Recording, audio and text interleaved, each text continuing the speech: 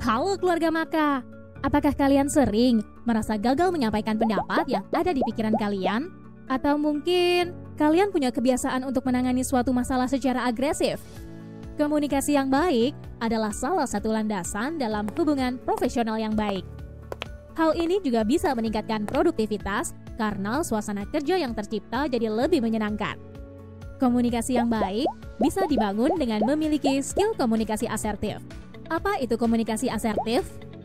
Komunikasi asertif adalah cara menyampaikan pendapat, pikiran, dan perasaan secara jelas dan tegas, sehingga mudah dipahami tanpa merendahkan pendapat, pikiran, dan perasaan orang lain. Dengan memiliki skill ini, kalian dapat menjadi komunikator yang andal, percaya diri, dan bisa membela diri sendiri. Cara berkomunikasi ini sangat efektif, apalagi untuk menyampaikan ketidaksetujuan terhadap kondisi atau konsep tertentu. Karena tidak menyakiti orang lain dan tidak mengorbankan kepentingan sendiri, tentunya ini akan membuat suasana kerja menyenangkan.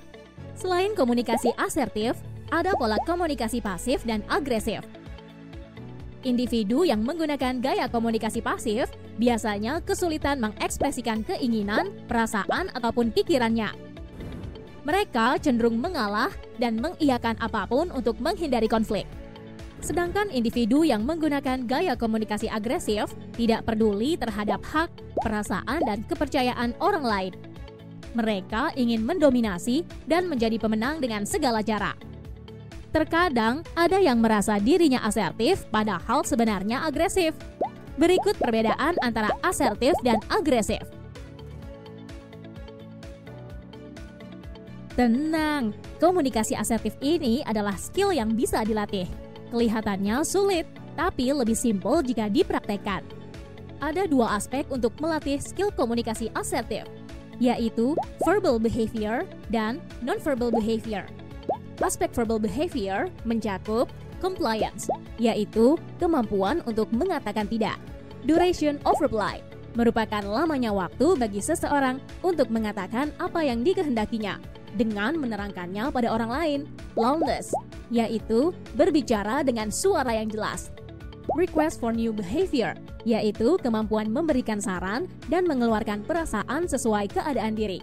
Affect, kemampuan untuk mengelola emosi ketika berbicara. Latency of response, yaitu jarak waktu atau jeda antara akhir ucapan seseorang sampai giliran kita untuk mulai berbicara. Sedangkan aspek nonverbal mencakup kontak mata.